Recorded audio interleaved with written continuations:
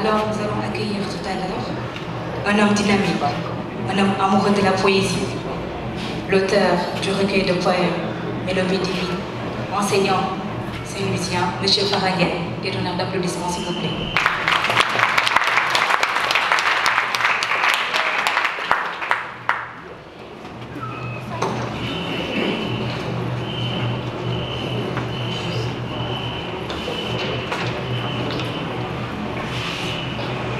Monsieur le représentant du directeur du livre et de la lecture, Monsieur le directeur du centre culturel Blaise Senghor, Madame la marraine, Monsieur le parrain, Mesdames, Messieurs nos partenaires, chers membres du jury, chers lauréats, honorables invités. En ma qualité du président du collectif Parlons Poésie, je tiens solennellement à remercier toutes les personnes ici présentes. Je profite de cette occasion pour vous souhaiter la bienvenue à cette rencontre de cris et d'encre. Mesdames et messieurs, en 2016, le jeune poète que j'étais croyait au point d'en rêver que le partage était la plus belle parure de la poésie. C'est de cette foi qu'est né le collectif Parlons Poésie qui regroupe aujourd'hui des poètes, diseurs et slameurs du Sénégal, mais aussi au-delà de nos frontières. Nous sommes réunis aujourd'hui dans cet espace culturel pour partager notre amour pour la littérature de manière générale, mais aussi partager un espoir, le rayonnement des belles lettres sénégalaises. La poésie, on ne sait pas ce que c'est, mais on la reconnaît quand on la rencontre.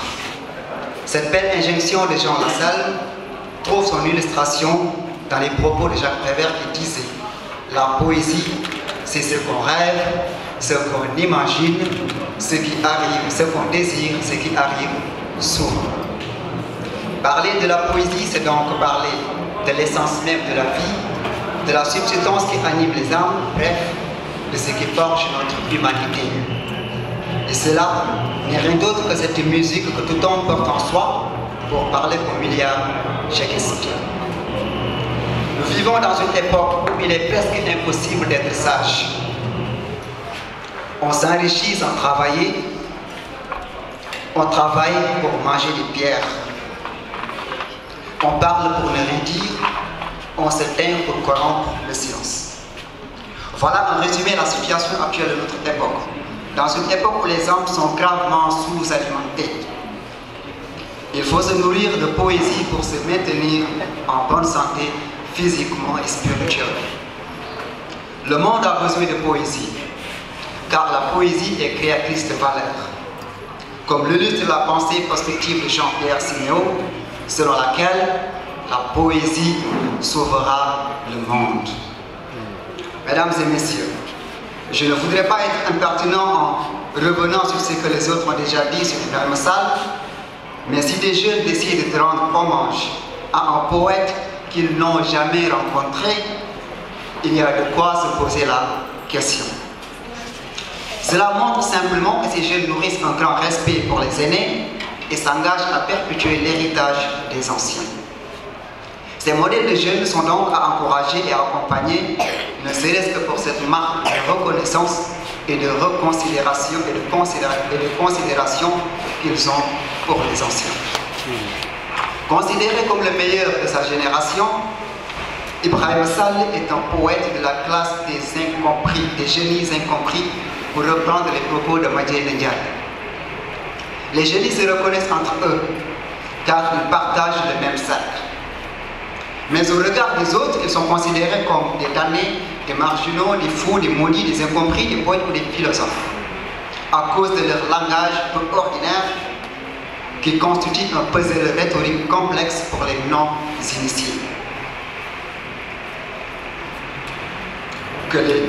Qui les condamnent souvent à mourir avec leur sagesse.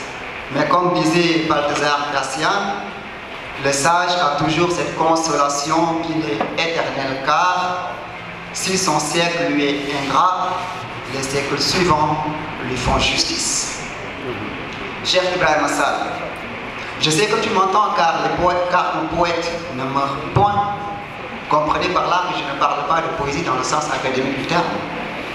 Loin d'être mort, le poète et tout bon artiste songe le support cosmique pour mieux voir, mieux entendre, mieux vivre, mieux parler à son peuple, parfois à travers ses écrits, ses œuvres qui résonnent comme une orge dans les murs de l'univers réel de la littérature. La vie est un long poème que chacun écrit soi-même. Je suis donc persuadé que le poète Sall a écrit le sien dans la plus belle discrétion. La discrétion est une forme de beauté. La beauté, ce mot relativement beau me fait penser à Dostoïevski qui disait « La beauté sauvera le monde ». Il est donc nécessaire que les hommes apprennent, comme Ibrahim Sall, à habiter poétiquement la terre, comme disait le poète allemand Hölderlin. Poète, tu as vécu dignement et tu as enseigné au monde les valeurs universelles qui cimentent notre humanité. Le ciel t'offrira un espace sans frontières, des muses sans muselières, tu boiras du vin de Dieu et continueras de dessiner la courbe des vagues qui ceinturent ta tente Louga. À présent, tu peux te reposer. Mesdames et messieurs, comme vous le savez, l'édition est en sésame pour un jeune poète sous nos cieux en 2018. Lorsque j'ai voulu faire éditer la première anthologie de Parlons Poésie, j'ai remué ciel et terre avant de trouver un éditeur. Très enthousiasmé par l'idée d'être sur le point de réaliser un projet qui me tenait à cœur et qui regroupait plus de 50 jeunes poètes sénégalais qui n'avaient qu'un seul rêve, se faire éditer. Mais hélas, entre le rêve et la réalisation du rêve, il y a toujours un fossé. Un long chemin qui peut heurter notre espoir au fronton du pessimisme. Mais pour un poète têtu et persévérant comme moi, il faut plus qu'une fable pour l'empêcher de réaliser ses rêves. Je me rappelle l'entretien téléphonique que j'avais eu avec l'éditeur d'alors, un entretien qui avait fini poétiquement par un scandale téléphonique, tout simplement parce que ce dernier m'avait demandé une somme tellement exorbitante que la terre en trembla. Ce jour-là, j'ai failli marcher sur mon téléphone portable, casser ma machine, briser ma plume et unir la poésie à tout jamais. Ceci n'est pas une hyperbole, donc je vous demande d'excuser mon exagération. Je n'ai pas encore fini. Jeune homme, la poésie ne se vend pas. Je vous ai fait cadeau en vous proposant cette somme, avait-il conclu. J'avoue, ces mots résonnent jusqu'ici comme une foudre dans ma poitre crânienne. Cette bonne ou mauvaise expérience m'a fait penser à Jacques Prévert, ce poète rebelle et sarcastique qui disait à son éditeur, René Bartlett, « La poésie n'a pas de prix ». C'est fort de ce constat que nous avons institué ce concours de poésie destiné à la jeune plume sénégalaise pour rendre hommage d'abord au poète Ibrahim Sall, mais aussi encourager l'écriture au Sénégal, faire émerger de nouvelles plumes, donner la possibilité d'un accompagnement éditorial aux jeunes poètes sénégalais. Par là, j'aimerais adresser mes sincères remerciements au ministre de la Culture et du Patrimoine historique, à la direction du livre et de la lecture, au directeur du Centre culturel Blaise Senghor, à Madame Fatima Dialloba la marraine, à M. Fodedion le parrain, à nos partenaires éditeurs Groupa Édition, Mamtouti Édition, Mintou Édition, Ejo Édition, Maître G Édition, Alfarouk Édition. Mais aussi à l'infatigable Salamata Ousmane Diallo pour son pragmatisme et à toute la famille d'Ibrahim Sall, au public ici